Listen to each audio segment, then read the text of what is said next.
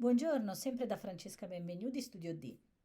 Bene, la volta scorsa abbiamo visto insieme un elemento decorativo a forma di mulo del corteo di Bacco in bronzo, proveniente da un letto, forse utilizzato per le cure estetiche e che si trovava all'interno del complesso termale pubblico della città di Giulia Concordia.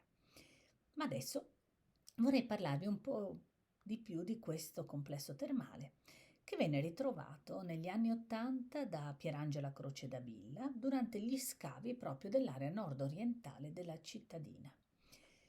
I vani che vennero alla luce furono alcuni, tra questi una grande sala di 100 metri quadri circa, che tutta pavimentata in cipollino aveva addirittura il basamento per il cosiddetto labrum, cioè questo bacile che poteva essere in marmo o in bronzo ad acqua fredda, che serviva proprio per i lavaggi dei visitatori.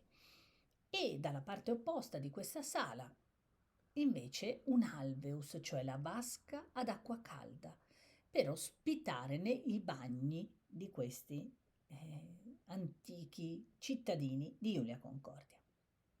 Bene, sicuramente la sala in questione era un calidarium con il riscaldamento a pavimento e alle pareti e questa grande vasca ad acqua calda.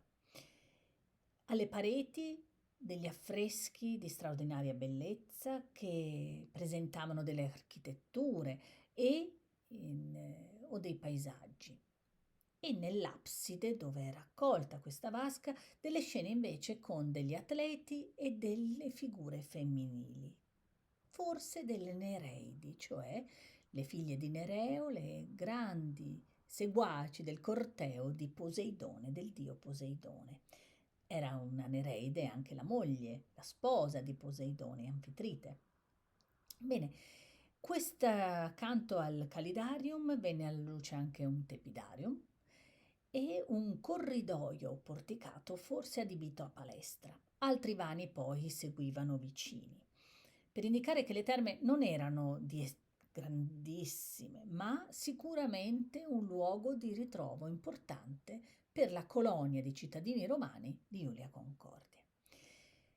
Mi soffermerei adesso proprio pochissimo, ma su un lacerto di affresco, cioè un frammento che è conservato al Museo Nazionale Concordiese di Portogruaro, mentre i resti degli affreschi di architettura e di paesaggi li potete trovare nelle sale civiche del comune di Concordia Sagittaria. Ecco, al museo in questo frammento presenta un volto di donna straordinariamente realizzato, che ricorda appunto una Nereide, ne siamo quasi sicuri. Doveva essere forse sul dorso di un toro marino o comunque di un animale del mare. Erano elementi figurativi spesso rappresentati negli ambienti che avevano a che fare con l'acqua, proprio come i bagni o le terme romane. E Nereidi erano Anfitrite, ma lo era anche Teti, la madre di Achille, Galatea, amata dal pastore Aci, ma voluta, desiderata da Polifemo. Noi sappiamo che dovevano essere circa una cinquantina le Nereidi attestate, ne parla Ovidio nelle Metamorfosi, ne parla Esiodo nella Teogonia, ma il- questa rappresentazione ce le rende ancora più vicine a noi, più bella che mai, con dei pigmenti di rara bellezza ma anche molto costosi, che ritroviamo in alcune tracce degli affreschi concordiesi.